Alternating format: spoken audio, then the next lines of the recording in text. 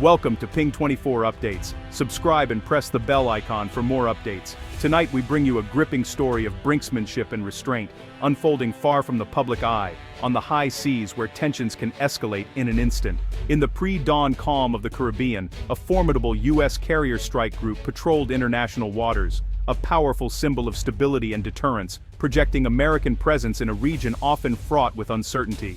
Suddenly, the tranquility was shattered. Radar screens lit up with fast-moving blips.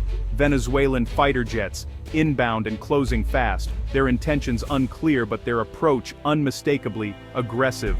The world remained oblivious, but on the carrier, tension spiked instantly. Every heartbeat seemed to echo with the possibility of conflict.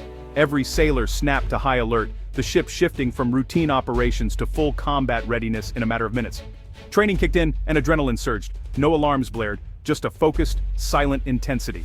The crew moved with practiced precision, each person knowing their role in this tense ballet. The question hung in the air: was this a test of resolve, or the opening move of a real attack? Every decision now carried enormous weight. On the bridge, the first signs of trouble were just electronic whispers, blips on a screen moving fast, each one representing a potential threat.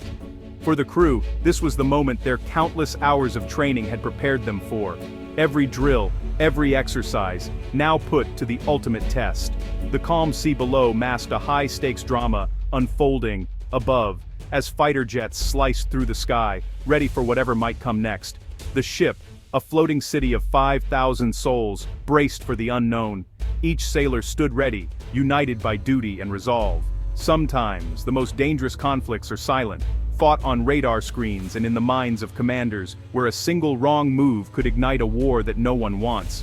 The stage was set for a confrontation that would test every ounce of discipline, courage, and resolve aboard the carrier, as the world unknowingly teetered on the edge of crisis. At the center of the action was the USS George H.W. Bush, a 100,000-ton symbol of American power and resolve, cutting through the waves with quiet authority. More than just a ship, it's a floating airbase, a city at sea, home to advanced aircraft, a nuclear reactor, and thousands of sailors working in perfect coordination.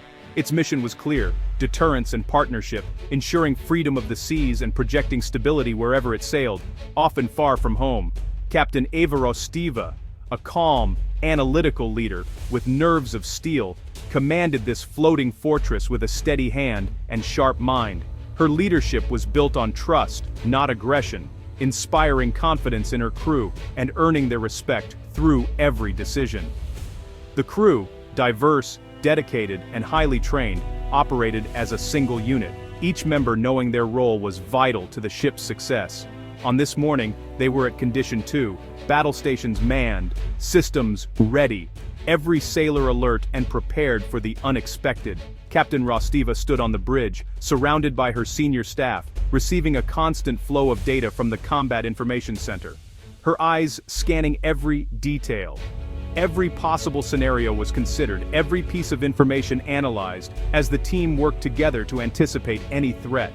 The ship's routine had vanished, replaced by a tense, focused readiness that electrified the air and sharpened every sense. The crew's teamwork and discipline would be their greatest asset, forged through countless drills and shared challenges at sea.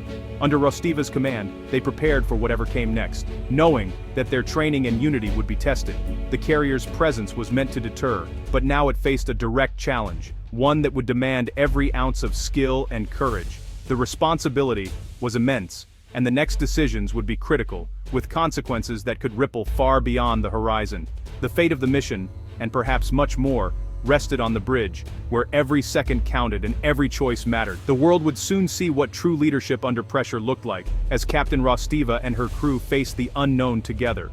Trouble first appeared on the radar of an E-2D Hawkeye, the Navy's eye in the sky. Fast-moving contacts originating from Venezuela were on a direct intercept course. The Hawkeye relayed the data to the ship's Combat Information Center, where the atmosphere turned electric.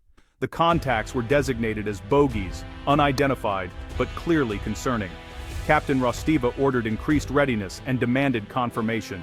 Escort ships locked their radars onto the approaching jets, building a complete tactical picture. The bogeys made no attempt to communicate, a silent, deliberate move.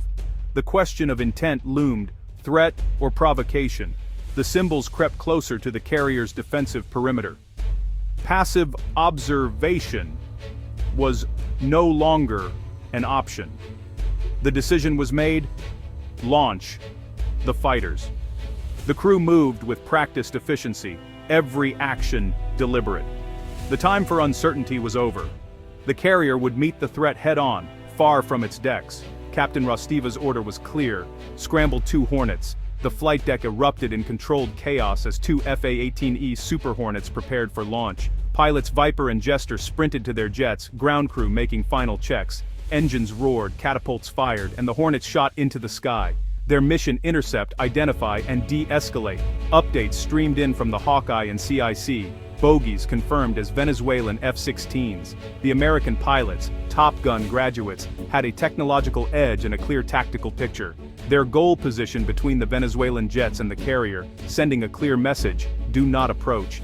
The encounter was about to become a test of nerves and professionalism. The first line of defense was now airborne. At 30,000 feet, the Hornets met the Venezuelan F-16s. The Americans slid alongside, maintaining a professional distance, making standard radio calls, met with silence. Suddenly, a Venezuelan jet broke formation, cutting dangerously close to Viper's Hornet. Viper held steady, refusing to escalate. The Venezuelans tried aggressive flybys and wake turbulence, thumping tactics meant to intimidate. The US pilots matched every move with calm control, refusing to be provoked. Their mission: escort, observe, and de-escalate. Back on the carrier, Captain Rostiva and her team watched the tense ballet unfold on their screens. Both sides were armed, the standoff razor thin. The professionalism of the US pilots was the only thing preventing disaster.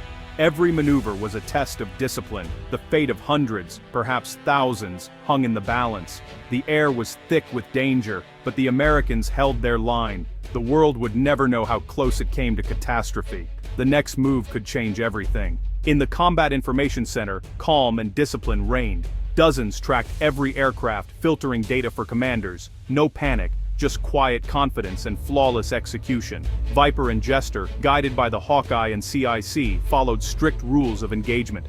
Every action was calculated, restraint a sign of strength. Captain Rostiva stood composed, aware of the firepower at her command. Aegis cruisers and destroyers had missiles locked on the Venezuelan jets. The challenge was psychological: act and risk war. Do nothing and risk emboldening the adversary. Rostiva weighed every option, trusting her pilots to manage the immediate threat. The burden of command was heavy, but her resolve was unwavering. True leadership is calm under fire. The Navy's discipline was its greatest weapon. Suddenly, a Venezuelan F-16 broke away, diving steeply toward the USS George H.W. Bush. On radar, its vector pointed straight at the carrier, a simulated attack run. The CIC recommended engagement, rules of engagement allowed it. Aegis cruisers had a firing solution, awaiting Captain Rostiva's command. Seconds felt like eternity as the jet closed in. Rostiva watched the data, analyzing: real attack or desperate bluff. Firing would be justified, but could trigger war. She made her call. Hold your fire. It was a monumental gamble, restraint over reaction. The crew braced for impact, trusting their captain's judgment. The F-16's dive was the ultimate test of nerves. The world teetered on the edge of disaster. In the moment, power meant not firing the first shot. Rostiva's decision would define the encounter. The next seconds would decide everything. The Venezuelan F-16 screamed down toward the carrier, engines howling, then pulled up sharply at the very last moment, a calculated bluff meant to test nerves and resolve. It roared over the deck, rattling the ship below, then climbed away into the sky, banking hard to rejoin its wingman, in a show of unity and discipline. The American Hornets, engines humming with tension, flanked the Venezuelans, escorting them as they turned back toward their own coast, the standoff dissolving in the open sky. The crisis was over. No shots fired, no lives lost, just a tense memory and a lesson learned for all involved. Captain Rostiva's gamble had paid off. Her calm restraint and steady leadership had prevented war, proving that sometimes the hardest choice is to hold back. The ship stood down from high alert, but the crew knew they'd witnessed something extraordinary, a moment where history could have turned on a single decision. Viper and Jester landed, adrenaline still high, and debriefed on the tense encounter, their actions now part of the ship's story.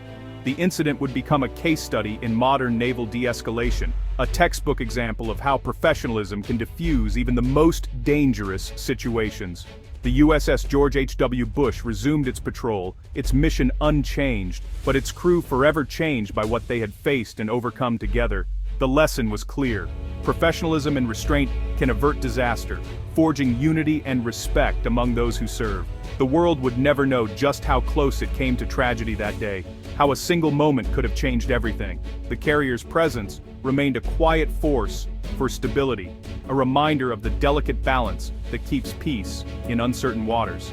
The events of that morning would echo in every future encounter, shaping the way navies respond to crisis and challenge.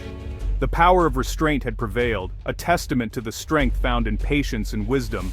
The Caribbean returned to uneasy calm, its waters holding the memory of a crisis averted and the hope for lasting peace. In the aftermath, two stories emerged. The U.S. released a brief statement praising the professionalism and restraint of its crew. American media framed it as a crisis averted, a testament to discipline. In Venezuela, state media hailed the F-16 pilots as heroes, spinning the dive as a victory. The incident became propaganda, a tale of defiance against a superpower. The truth was lost in political spin, each side shaping the narrative for its audience. For the U.S., it was about responsible power. For Venezuela, national pride. The real story was quieter, a war averted by discipline and leadership. The world moved on, but those who were there would never forget. The most important truth: no one had to die that day.